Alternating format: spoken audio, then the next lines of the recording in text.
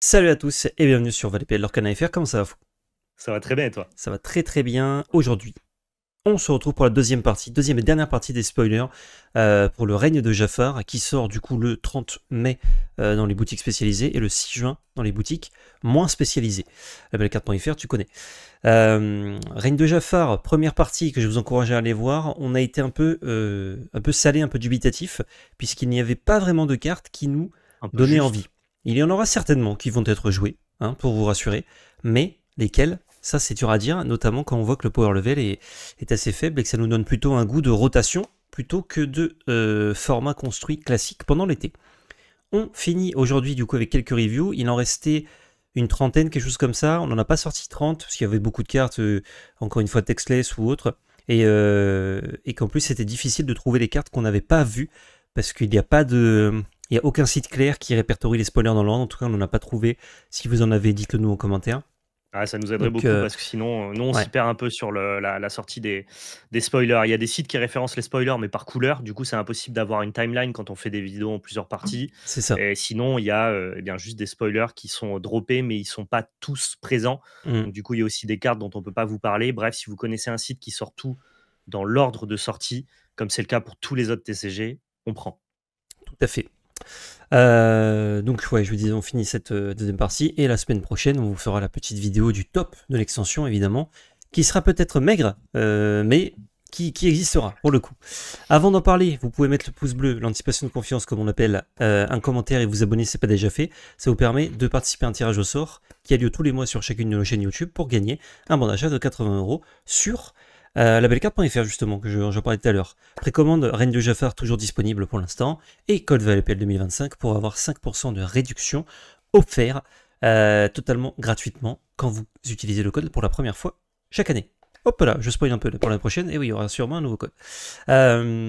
Ceci étant dit, merci aussi à GameGenic d'ailleurs de nous régaler sur l'année 2025 avec leurs délicieux produits. Si vous voulez protéger votre collection, protéger vos petites cartes à jouer, n'hésitez pas à consommer leurs produits, ils sont délicieux. On est parti avec ce Goofy, on a tout dit? Ouais, on a tout dit. C'est parti. Ce Goofy, Groundbreaking Chef, il est légendaire, il est 3-4 pour 4, il or pour 2, il est ancrable. Son effet, c'est qu'à la fin de votre tour, vous pouvez retirer jusqu'à un jeton dommage de chacun de vos autres personnages, donc pas lui. Si, pour chaque, dommage, excusez-moi, je traduis en live. Pour chaque dommage retiré d'un personnage de cette manière, vous pouvez le redresser.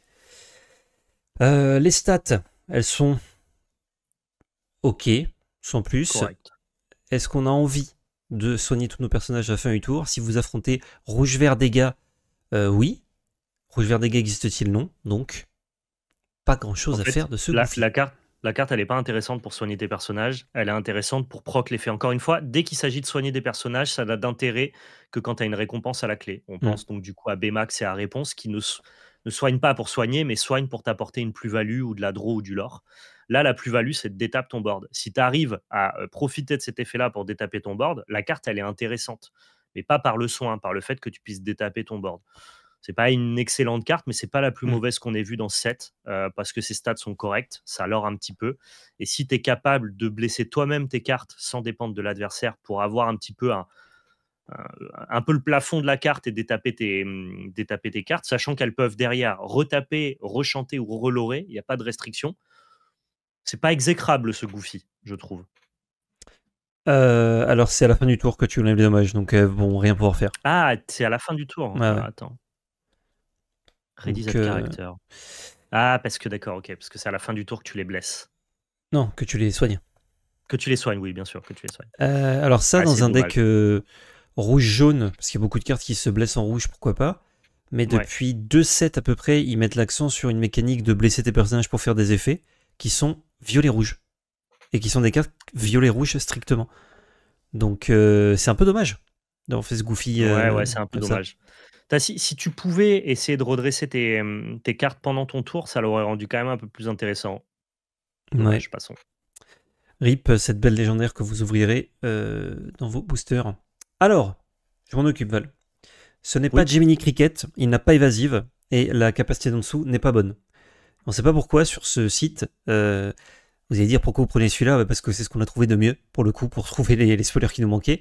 On n'a pas Euh, on n'a pas retrouvé la carte exacte, mais fort heureusement, grâce à Lorcana, qui nous ont envoyé des petites boîtes de boosters en avance, on a pu, donc l'unboxing sera dispo si vous ne l'avez pas déjà vu, on a pu ouvrir ce Fred, et donc je vais vous le lire en français, donc ça fait plaisir.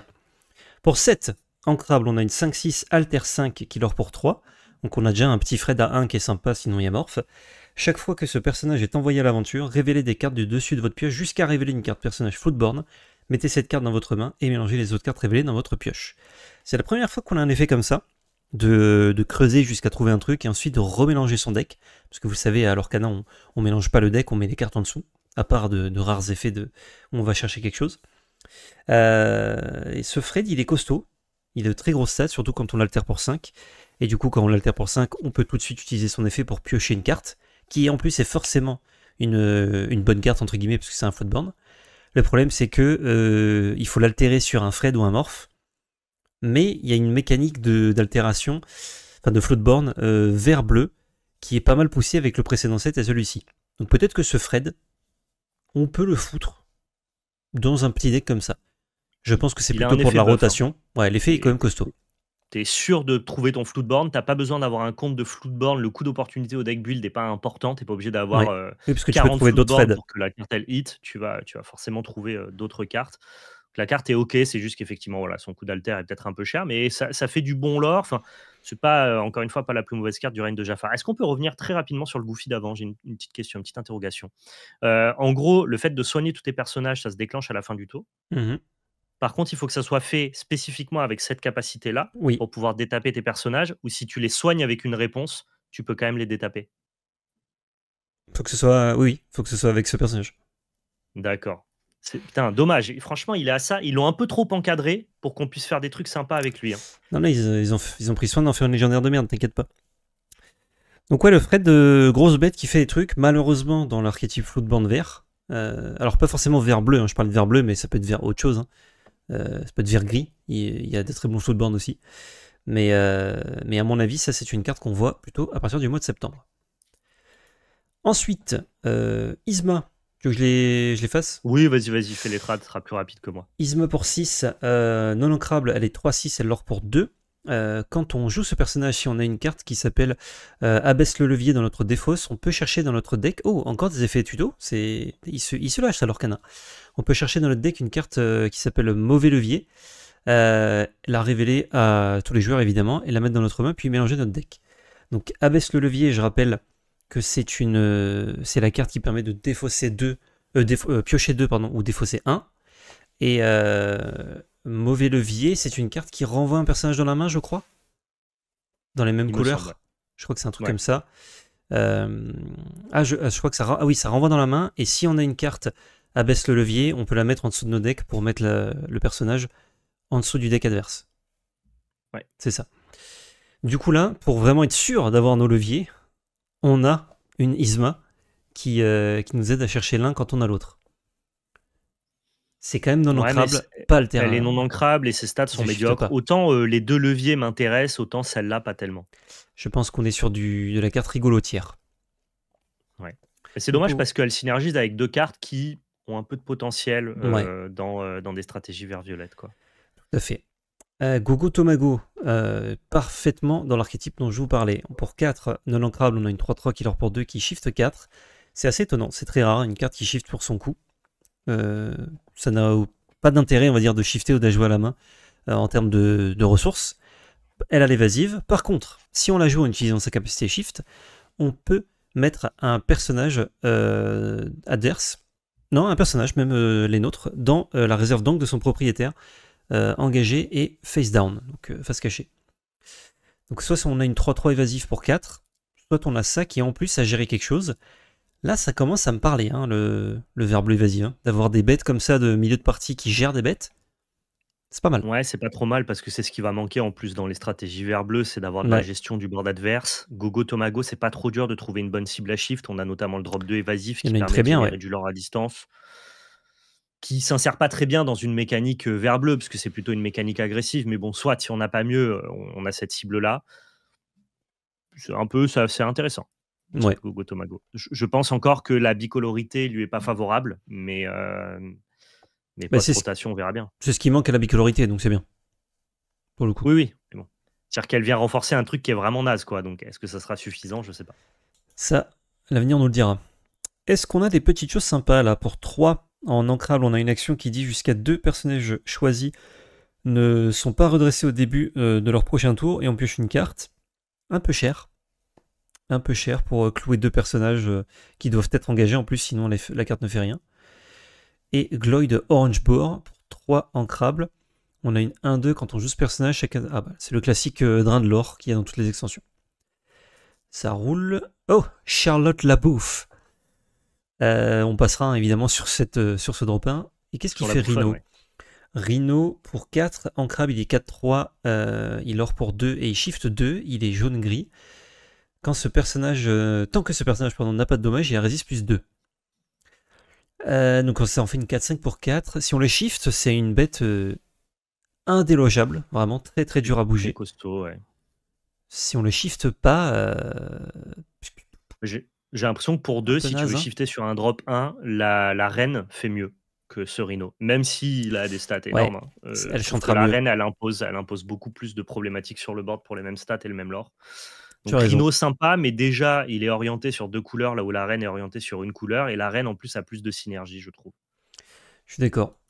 Ciao Rhino. Dommage pour Rhino. Et double super rare. Lumière. Lumière pour 5 ancrables, on a une 4-3 killer pour 1 qui shift 3, il y a un très bon lumière à 2. Il a évasive et ward, c'est très bien.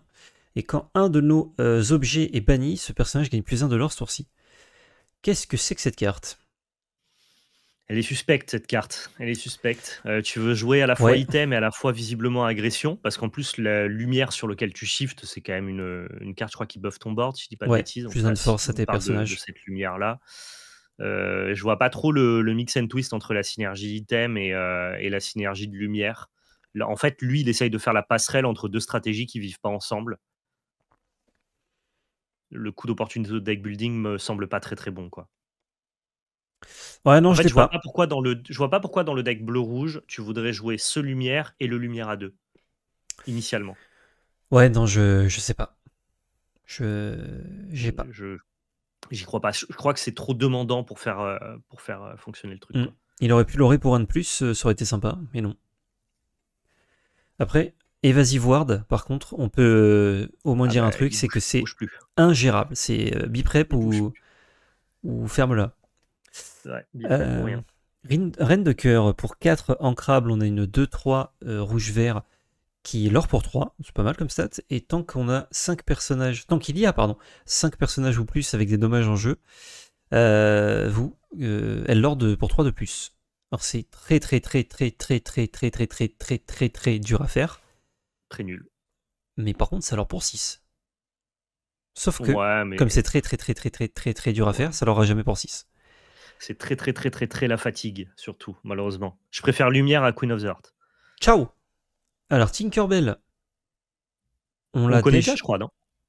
On en a parlé, et il me semblait que oui, mais... Ah ben non, en fait, peut-être pas. Cette Tinkerbell, vas-y, présente-la.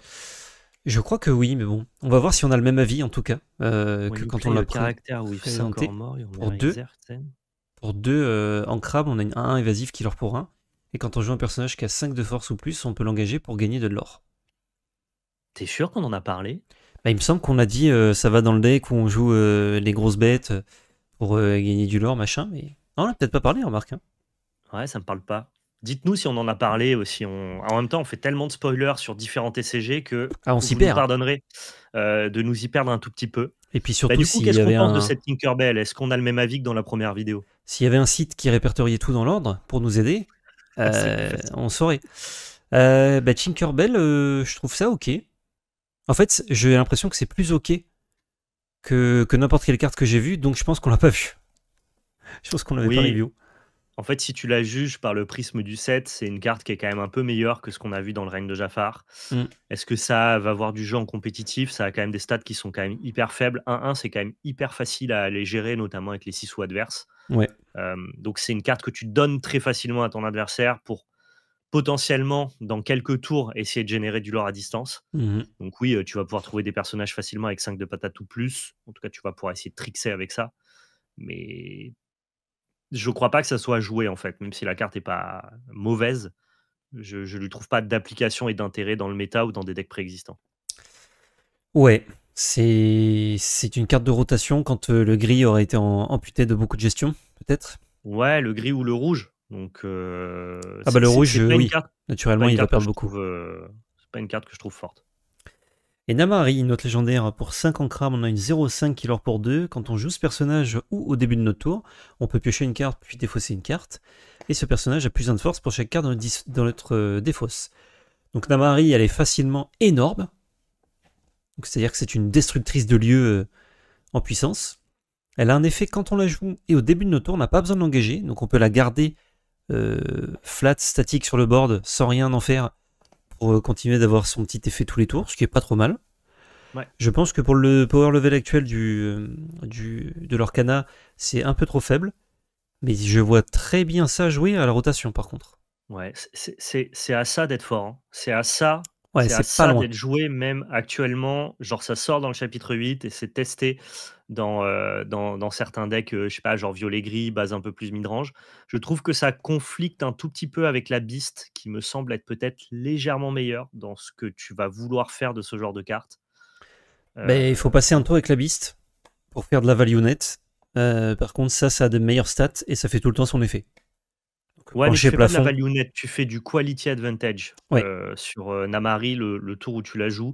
Donc ça a peut-être effectivement un plancher qui est légèrement au-dessus de la Beast, mais c'est un plafond qui est quand même bien en dessous, je trouve. Sachant que la Beast, elle va être jouée en plus dans des decks qui te permettent de la shifter, je pense notamment sur Morph. Donc du coup, je pense quand même que la Beast remplit un peu plus de critères que Namari pour le même CCM, mais c'est pas inintéressant. Comme tu dis, ça frappe vite fort, Mhm. dans le bon deck en tout cas.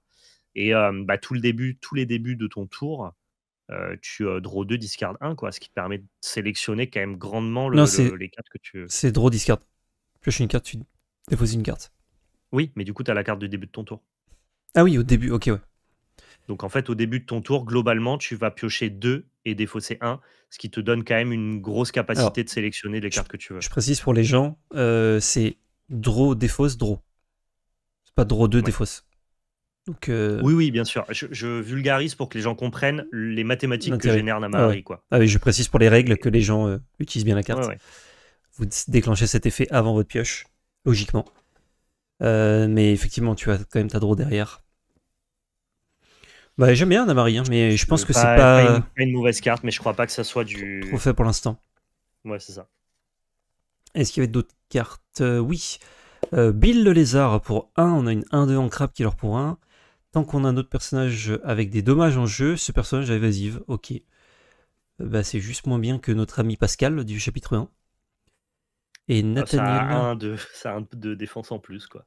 Ouais, mais Pascal, c'est juste un personnage en jeu. Là, c'est un personnage en jeu avec des dommages. Ouais.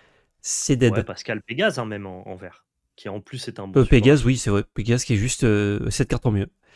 Ouais. Nathaniel Flint pour 2. En crabe, on a une 3-3 qui leur pour 2. Vous ne pouvez pas jouer ce personnage à moins qu'un personnage adverse ait des dommages sur lui. Ah, c'est dommage. Ah, c'est dommage, on était sur le point d'avoir le meilleur tour 2 du jeu. Ouais. Et il est pirate et capitaine en plus. Pas mal. C'est pas une mauvaise carte, ça. Encore une fois, ça demande un peu de synergie, ça demande un peu d'effort pour le faire tomber. C'est un peu comme la carte que j'aime bien, moi, le fou. Hmm. Qui, si jamais tu prends un trade sur le board, tu peux Ce le jeu jouer gratuit. gratuitement Ouais. et 3-3 l'or pour 1. Il y a pas mal de mécanismes comme ça qui reviennent un petit peu dans l'Orcana pour essayer de jouer tes cartes gratuitement sous condition. Là, c'est pas gratuit, mais ça te donne quand même un bon loreur et un bon gars sur le board. Hmm. La condition, elle est pas horrible, horrible, hein. En gris, c'est pas trop dur de blesser un personnage adverse. Est-ce que ça vaut le coup quand même de le jouer? Je sais pas. Je suis pas Ouais. sûr. Bah, le truc, c'est que tu le joues pas au tour 2, quoi. Du coup, au tour 3, ça reste des stats décentes, mais. Tu peux le jouer au tour 2 si tu as joué un tour 1 au préalable. Comment Ah, tu peux pas aller blesser le tour 1 de ton oppo et jouer ton Nathaniel? Bah, si. Ah, si Si, ton faut que tu sois oppo. sur faut que tu sois sur la draw. Ton Ok. oppo a commencé, il a joué un personnage qui va survivre à l'attaque de ton tour 1 à toi. Est-ce qu'il est obligé de survivre? Je crois que dès lors que tu infliges des dégâts, c'est bon. Tu peux juste aller Euh, prendre le trade, je Ah crois. oui, il faut qu'un personnage adverse ait subi des Il soit blessures. blessé. Donc, Oui, elle subit des blessures, mais donc du coup, ça sous-entend que le personnage doit être encore sur le board? Non, je crois qu'il Ou faut juste qu'il ait si subi des blessures. Du coup, effectivement, tour 2, tu peux utiliser un. OK. Pour un, tu mets 2, c'est Fire the Ouais, Cannon, ouais. là. Et du coup, tu peux jouer Nathaniel Flint. Tour 2, tu peux jouer ben non, parce que ça te coûte 2, donc tu pourras pas. Ce qu'il faut, c'est que ton tour 1, il soit capable d'aller, challenger Ah le oui, tour 1 de non. ton oppo. Non, non, je suis con. Si tu le joues pas En gratuitement, fait, c'est que tu en peux le gros, cette jouer. carte, elle Ouah. marche sur la draw. La carte, elle marche sur la draw si ton oppo, il a joué un tour 1. Du Et coup, qu'il l'a bataille de engagé. tour 1, il y a des formats qui y sont propices. Tu vas prendre le tour 1 de ton oppo et tu joues Nathaniel Flint, mais c'est quand même beaucoup de conditions pour la carte. Bah, surtout Du coup, je suis pas que très fan. si les gens savent que cette carte existe, ils vont dire bah, je leur pas avec mon tour 1. Tu joues pas ton Nathaniel Oui, oui, Flint. Non, je crois que c'est éclaté. Je l'ai maintenant, j'ai la vision, c'est éclaté. trop conditionnel, ouais. Oh, peut-être la meilleure Le carte du beau set du Arthur. coup. Arthur Ouais, pour 4. peut-être, vas-y. Il est en crabe, il est 6-6, il est pour 3. Et son effet, c'est que vous passez votre étape de pioche. Donc au début de tour, vous ne piochez pas. Attention, si vous jouez ça et que vous piochez quand même, ne soyez pas disqualifié dans le tournoi. Bah ça, c'est très gros. C'est des immenses stats. S'il n'est pas géré, il va vous faire du ménage sur le board ou beaucoup de l'or. Donc c'est à l'adversaire de le gérer. Par contre, si vous êtes derrière, malheureusement, cet Arthur est nul, puisque vous avez besoin de piocher pour avancer, et que là, ça vous lock la game. Donc si cet Arthur vous permet pas de repasser devant, entre guillemets, sur le board, vous pouvez pas le jouer, quoi. Ouais, C'est ça dur. dépend si tu es derrière. Si tu es derrière à la value, oui, il est très nul, mais si tu es derrière sur le board, au contraire, il te Derrière permet sur de le board, reprendre oui. le board assez facilement, quoi. Donc, Bah, c'est quand derrière même sur une le carte board, intéressante.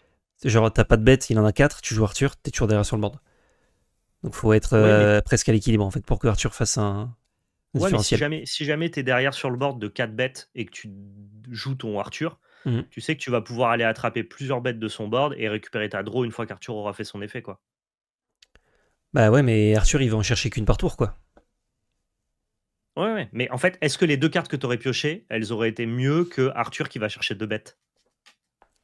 Bah, En fait, sachant c'est-à-dire que que. même son scénario exécrable, c'est un scénario qui est envisageable et il y a plein d'autres fois où ton scénario sera pas aussi mauvais donc Non, je mais de toute sais pas façon, si c'est bien, je sais pas si ça va être joué mais il- la carte est quand même pas mauvaise et elle a pas tant de scénarios horribles, tu vois, je trouve. en fait, elle est en crabe, donc à partir du moment où sur le board c'est pas bien de la jouer, tu l'ancres. C'est pas grave. Mais En plus de ça, ouais. juste que il y a des setups où tu peux pas jouer malheureusement cette énorme bête parce que justement tu peux pas te permettre de passer la draw, quoi. À moins que dans ta main t'aies tout de quoi gérer. En Genre tu fait, comme joues je le Arthur vois, et go. dans un archétype très dynamique, genre vraiment ce que fait bleu-gris, donc avec, des cartes d'early game, des bons loreurs, des chanteurs, du Cogwars, vraiment la version bleu-gris agressive, je trouve qu'il s'insère relativement bien là-dedans, quoi. Ouais, oh oui, ça oui. Là, je parlais que de situation donnée, hein, je parlais pas de deck, hein. Ouais. C'est une carte qui s'insère bien effectivement là-dedans. En même temps, elle va pas s'insérer dans autre chose que bleu-gris, hein, le pauvre Arthur. Et notamment les Non, mais versions dans un qui, type de bleu-gris bien spécifique, quoi. jouent des Whole New World jusqu'à la rotation où cette carte va, je l'espère, partir. Du coup, t'as pas besoin de piocher puisque tu vas engager un Cogwars pour piocher 7. Et du Ouais, coup, mais ton Arthur n'a plus de défaut. effectivement, ça doit réintroduire Whole New World, parce que moi, les decks dont je te parle, je joue pas à Whole New World, on est Mais il joue vraiment sur plus une là. stratégie, mid-range, agressive. Peut-être que cette carte-là va réintroduire Whole New World, ouais, effectivement. Ou alors de la pioche grise qui existe hors sur la veuve bleue, hein. Ouais, c'est plus dur d'avoir vraiment un moteur de pioche viable, Mm. en dehors de Whole New World. Non, moi j'aime bien le plan, que tu dis Whole New World, genre c'est OK quoi. Je pense Arthur que envoie ça bien. peut être un petit deck bleu-gris de l'été, un peu sympa. Il y a la rotation, on verra. Et à côté, on a J'aime bien. En tout Jewel cas, Collar. ça détruirait, Humber Steel, ferait pas trop de mal au format. Arthur détruit Umbersteel. Le fait d'avoir un bleu-gris qui joue Whole New World, Ah oui, ça le détruit deck. Humber Oui, oui. Steel, au global quoi. Le deck, ouais. Jewel Collar pour 2. En crabe, on a un item bleu-vert. Quand un de vos personnages est challengé, vous pouvez mettre la carte du dessus de votre deck dans votre réserve d'encre engagée. C'est un objet qui te permet de ramper si tu as des personnages qui se font challenger. Vous m'avez compris. Zou. Ouais, puis c'est pas les bonnes couleurs de l'Orcana pour l'instant. Monsieur Snoop, est-ce qu'il fait des trucs 3-3 pour 3 en crabe, killer pour 1 pendant votre tour, quand ce personnage est banni, vous pouvez piocher une carte. Ouais, c'est pour du limité. Toby, le petite tortue trop mignonne. 0,4 pour 2 en crabe. Quand ce personnage est engagé, il a résiste plus 1. Il aura que pour 1. Ah, il pouvait pas l'aurer pour 2, ça aurait fait une super carte. Dommage. Sur Pellinor, pour 3, on a une 1-4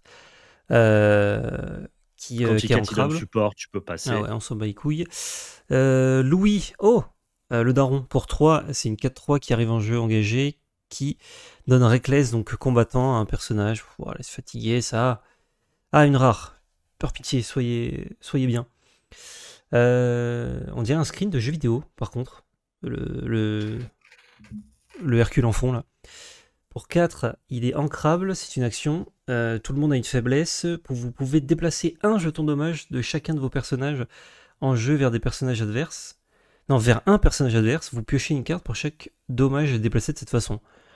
Alors ça, si vous avez le setup pour 4, vous tuez une bête, vous piochez, je sais pas, 4, 5, c'est énorme. Ouais. Mais pour avoir le setup, faut se lever tôt. Plancher très très bas, plafond très très haut, grosse carte de synergie. Synergie qui a énormément poussé dans ces couleurs-là. Par de mauvaises cartes. Depuis plusieurs sets. Pas que des mauvaises cartes. Il y a des cartes dont on n'utilise pas la synergie, mais qui sont des bonnes cartes. Genre, tu vois, la Belle, c'est une bonne carte de deck violet midrange où on utilise juste cette synergie-là pour détruire une bête adverse, quoi. Ouais. Mais est-ce qu'à force de mettre beaucoup de synergie autour de cette association-là, on va réussir à en faire quelque chose? Si un deck existe, cette carte-là, elle sera bien dedans, mais c'est vrai que j'ai l'impression que là, ça peine un peu quand même. Ouais, c'est compliqué cadeau. Et je pense à dernière chanson. Ah, il n'y a pas écrit Sing Together. Ah bah non, elle n'est pas Sing Together, c'est pour ça. Ouais, elle n'est pas Sing Together. Et je croyais qu'elle était toutes les grosses chansons, mais non. Down in New Orleans pour 6, non ancrable. Regardez les 3 cartes du suite de deck, vous pourrez révéler un personnage, un lieu ou un item qui coûte 6 ou moins et le jouer gratuitement. Mettez le reste en dessous de votre deck. Avec Navin sur l'image pour nous faire comprendre que c'est la chanson que doit chanter Navin à 6. Bah c'est fort. Navin dans ça, c'est juste très fort. Ouais. Est-ce que ça réintroduira une bicolorité qui n'existe pas? À voir. Navin est très judicieusement une carte du chapitre 5 qui passe donc la rotation. Donc, vous avez dit on est relou avec ça, mais peut-être que ça c'est une très bonne synergie post-rotation pour le nouveau deck Song qui sera peut-être plus gris, puisque on espère que beaucoup de cartes du deck Song gris ne seront pas réimprimées. Ouais. Et ça permettrait de faire des trucs un peu moins gestion de board et un peu plus prendre le board en chantant des chansons, ce qui serait très cool, je trouve. Ouais. Ce sera difficile d'avoir un vrai deck Song si tu gères pas le board de ton oppo, parce que tes chanteurs se feront trade. Par contre, avoir juste des chansons qui ont un effet puissant la première fois qu'elles sont chantées, et du coup, Navin répond bien à cette situation-là, ça peut être vraiment cool, quoi. Ben, je pense que si tu veux jouer le style Song actuel et t'enlèves le style, effectivement, ça en fait pas un bon deck. Mais le but du propos, là, c'est de jouer une nouvelle version de Song qui va chercher le board autrement. Et notamment, je pense au Pluto à 6, qui est rempart, qui est trop chiant à gérer. Si tu fais tour 4, Navin qui chante ça, qui trouve Pluto, tu le mets en jeu en rempart. Ouais. Là, ton board, il est bien protégé, par exemple. Donc, à mon avis, si on peut jouer, en tout cas, une structure comme ça peut être fort. Parce que je crois peu à des decks Song dans le sens aussi dédié à chanson que Humbersteel, parce que pour moi, et c'est un défaut entre guillemets de la synergie, la mécanique Song, elle est hyper corrélée avec le fait d'avoir des chansons grises qui gèrent le board de l'oppo. Et tous les decks qui jouent vraiment une base de chansons large, ça a été les decks bleu-gris, ça a été les decks Humbersteel et ça a été les decks vert-gris, ce sont tous des decks qui ont géré le board avec leurs chansons. Et donc c'est pour ça que j'ai du mal à décorréler le fait que tes chansons gèrent le board, plutôt que de jouer des archétypes qui jouent purement chansons sans gestion de board. Pour l'instant, c'est un truc qui n'existe pas, à l'exception d'un deck qui a été vert-jaune, mais qui, rappelons-le, gérait quand même le board de l'oppo grâce à Sous l'Océan. C'était ça d'ailleurs qui permettait au deck d'exister. Et donc, le fait qu'un deck Song puisse exister en chantant des chansons qui n'ont pas d'impact sur le board, peut-être que ça existera, mais pour l'instant, je pense que structurellement, c'est hyper compliqué pour Lorcana de faire ça. En tout cas, la curve Navin et ça qui trouve n'importe quoi, c'est quand même sexy. Ça c'est fort. Par contre, c'est fort. Mais tu vois, c'est pour ça que je dis ça. Pour moi, c'est une bonne association à mettre dans ton deck, parce que c'est une bonne carte toute seule. Mais je suis pas sûr que ça donne un deck Song pour moi, tu vois. Après, le problème, c'est que là, tu regardes les 3 cartes du dessus, et tu dois révéler un personnage, un item ou un lieu, mais du coup, si tu trouves que des chansons, il se passe rien. Donc, il faut pas que ton deck Song il soit trop dense en chansons. Ouais. C'est pour ça que je pense que c'est pas une carte de Song, moi. C'est une bonne chanson à foutre dans un espèce de midrange un peu. Ah non, en fait, c'est ok les stats, parce que un bon deck Song, tu vas en avoir 20, Donc ça veut dire que tu as une chance sur 3 d'avoir une chanson sur 3 cartes. Et du coup, tu regardes 3. Donc tu auras une chanson qui marche pas et tu auras un truc à côté à prendre. Donc si ça va les stats, ça c'est pas gênant. Je vois pas ça comme une carte de song, je vois ça comme une bonne carte de midrange, moi. Midrange un peu rampe, tu sais. Euh, Peut-être. En fait, Genre, c'est tu fais que. tour de rampe, tour 3, t'as essayé au mulligan d'associer ces deux cartes, Navin dans ça, qui trouve un autre pâté, Hmm, et après tu déroules, quoi. Le, le, le, ouais. le côté chanson, tu vois, genre Ariel ne peut pas chanter ça, donc ça me fait même pas penser à un deck chanson, quoi. Bah, tu Ça me joues fait Ariel penser tour à 3 un deck qui. Turbo Navin, quoi. Ariel tour 3 qui te trouve cette chanson pour jouer avec ton Navin tour 4. Après, Navin et cette chanson-là sont non ancrables, donc déjà ça te fait 8 non ancrables dans ton deck. Ce Ça fait un qui certain nombre. Non, mais est j'aime bien en tout cas, complexe. ça nous pousse à la réflexion, donc c'est une Ouais. carte qui est intéressante. Il y a eu des chanteurs Meloman 6 aussi que j'oublie, mais il y en a eu. Parce qu'à l'époque, il n'y avait pas de bonnes chansons à 6, donc on s'en foutait. Donc pourquoi pas. Bah, je crois qu'ils en ont fait un dans 7, dans le chapitre 8 spécifiquement. Peut-être, ouais. Et on termine sur un autre site, parce que sinon on l'avait pas trouvé. Lilo faisant du raffut. Pour 5 en ancrable, on a une 4-4 qui dort pour 2. Durant votre tour, vous pouvez jouer ce personnage gratuitement si vous avez joué 3 actions ou plus lors de ce tour. Lorsque vous jouez ce personnage, choisissez un personnage et redressez-le. Ce personnage ne peut pas être envoyé à l'aventure pour le reste de ce tour. Qu'est-ce qu'on en pense, Val? Ton avis? Et moi, j'aime bien la carte parce que ton plancher de 4-4 pour 5 en crabe qui leur pour 2 et redresse un personnage, ça en fait déjà pas une trop mauvaise carte, on va dire. Et par contre, le plafond pardon, de pouvoir jouer la carte gratuitement, quand bien même actuellement, je vois pas quel deck est capable d'accomplir ça. C'est difficile de jouer 3 actions dans le tour, faudrait plein de cantrips et ça demanderait de faire un deck bleu-rouge. Et donc, je pense que ça sera pas pour ce méta pré-rotation, mais qu'on en reparlera peut-être plus tard. Donc, quand bien même le plafond me paraît très difficile à atteindre, si jamais tu atteins le plafond, c'est une bonne carte. Mais si jamais tu n'atteins pas le plafond et que tu fais juste ce que fait la carte de base, bah, elle est pas trop mauvaise, quoi. Donc, c'est une carte qui peut avoir un plafond très haut, de par le fait qu'elle soit bien statée et jouée gratuitement, mais qui a un plancher qui n'est pas exécrable. Donc, au vu de la proposition du chapitre 8, je suis pas inintéressé par cette Lilo, quoi. C'est pas la pire carte. C'est clair, du 7. Comme tu dis, elle a un effet quand tu la joues qui est acceptable. Hein. Ça met des stats pas trop dégueux et ça redresse un personnage qui peut redéfier ou rechanter Qui peut redéfier, ouais. ou C'est ne rien vraiment faire. cool comme effet. Moi, c'est le truc de est-ce que si on trigger jamais le premier effet, est-ce que si on se contente pardon, de ses autres stats et capas, on la joue? Je pense pas. Non, si tu as Et, 0% de chance de trigger son effet, tu la joues pas. et son premier effet, est-ce que on peut vraiment s'en servir assez facilement? J'ai pas trop l'impression, moi. Je trouve que jouer 3 actions, c'est compliqué de fou. Et que les couleurs qui peuvent te permettre un peu plus facilement de jouer 3 actions dans le tour, Ce sera t'as- vert et bleu à coupler. ou violet. Violet, c'est pas mal aussi. Euh, c'est compliqué quoi de jouer une Lilo avec ces couleurs. Enfin, ça donne pas spécialement envie. Et en plus, elle a un effet avec les personnages. Donc, elle te demande de jouer plein d'actions pour la jouer.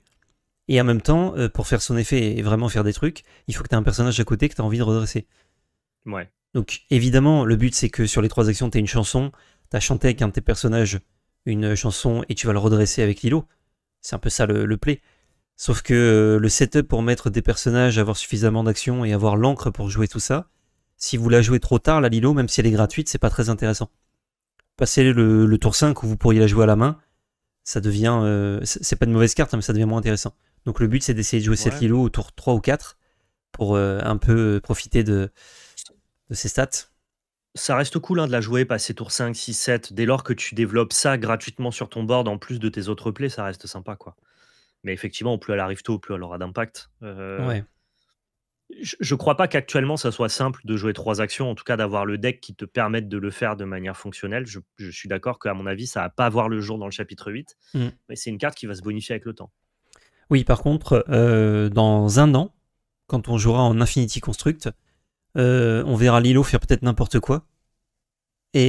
Et là, on se dira, ah oui, ok, Lilo, Ou quand t'as les pas trop bonnes actions, tard, c'est hein, fort. si dans Fable ou dans le 7-9, tu as plus d'actions, plus de cantrips. Donc des cantrips, c'est des petites actions pas chères qui coûtent 1 ou 2 mana et qui te permettent de piocher une carte. Donc du coup, mécaniquement, de pouvoir creuser dans ton deck, plus tu vas avancer vers ce type de carte-là, et plus elles vont être fonctionnelles les unes avec les autres, plus tu pourras essayer de Mm. donner un peu de de valeur à cette Lilo. Donc, elle m'intéresse un peu, quoi. J'aurais bien aimé que ce soit. Vous pouvez jouer ce personnage si vous avez joué 4 cartes ce tour-ci. Et pas 3 actions. Je pense que là, c'était trop fort. Bah, jouer 4 cartes dans le tour, faut un setup quand même. Ouais, c'est trop fort. Genre bleu-rouge joue Scrooge McDuck, ils auraient joué Lilo aussi, quoi. En fait, si tu joues 4 cartes, tu peux jouer des items. Tu vois. Bah, Scrooge, tu joues pas dans le tour. Tu fais des objets à chaque tour, et quand t'en as assez, tu joues Scrooge gratuitement. Là, faut les jouer 4 dans le tour.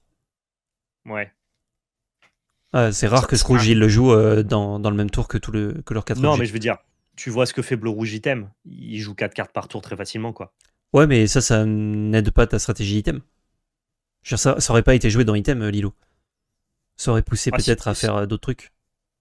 Ouais, je sais pas, je pense que si, dès lors que tu peux jouer une carte gratuitement et que ça te coûte quasiment rien, je pense que tu la joues. Ouais. Scrooge, ça va te chercher un item, c'est pour ça que c'est bien. Oui, mais c'est aussi la présence sur le board et le fait que tu aies développé des stats gratuitement qui peut être intéressant.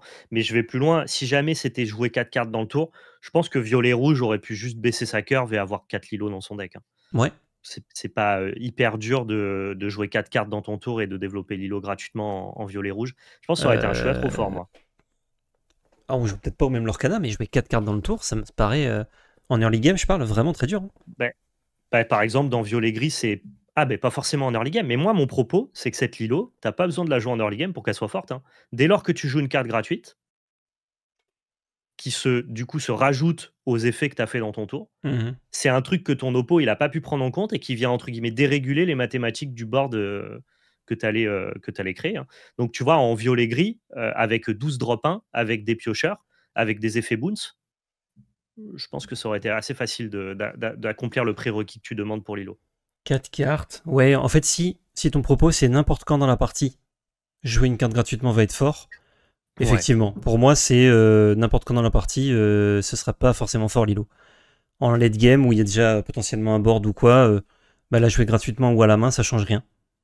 C'est une petite plus-value. Donc, c'est pour ça que j'ai cherché un moyen de la rendre jouable dans d'autres stratégies. En violet, en tout cas, je suis tout le temps mana efficient. C'est-à-dire que ce soit le tour 5 ou le tour 10, j'utilise tout le temps toutes mes ressources et j'ai tout le temps des cartes en main. Ce qui veut dire que je n'arrive jamais à épuiser ma main avant d'épuiser mes ressources. Donc, du coup, j'aurais été toujours heureux dans un deck violet d'avoir une îlot gratuite en ayant son prérequis. Ouais. Dans un deck violet-gris, mais violet-rouge, peut-être un peu. T'as plus envie d'aller chercher des cartes chères, tu vois.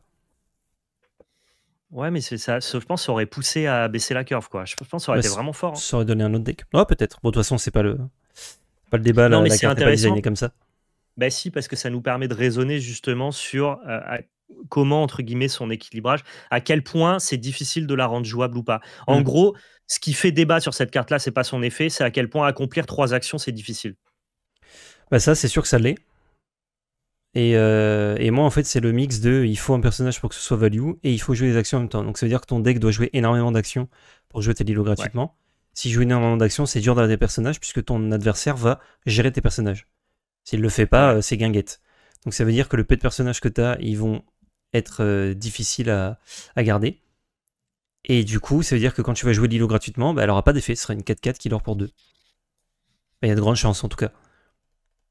Donc ouais, moi c'est ça mon propos, c'est plutôt pour jouer Lilo, bah, les personnages ils font la gueule.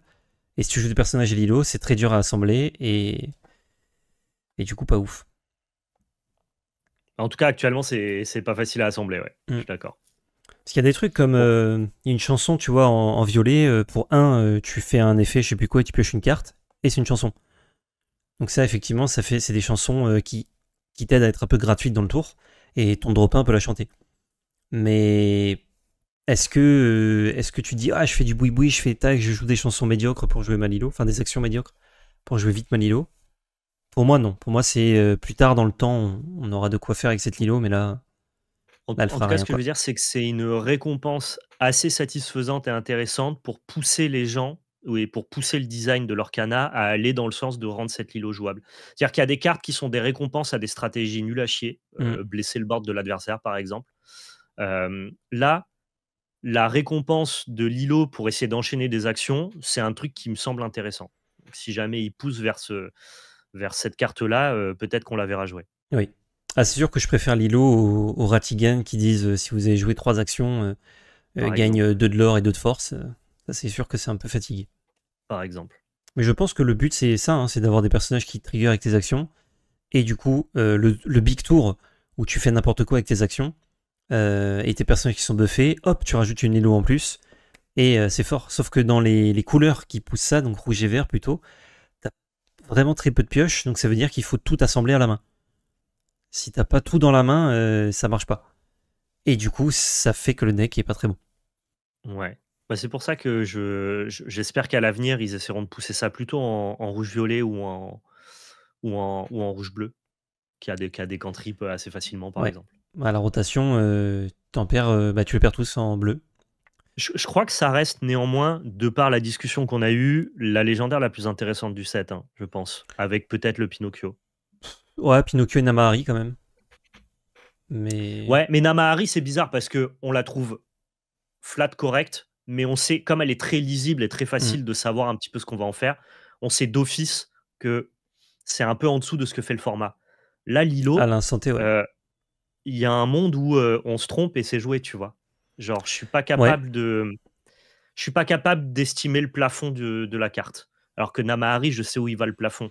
Donc Namahari, je suis à peu près sûr de l'invalider. Alors que cette Lilo, même si je pense que c'est probablement pas très bien et pas timé, pas pour maintenant, hmm. bon, il y a peut-être un monde où c'est joué et on est passé à côté, quoi.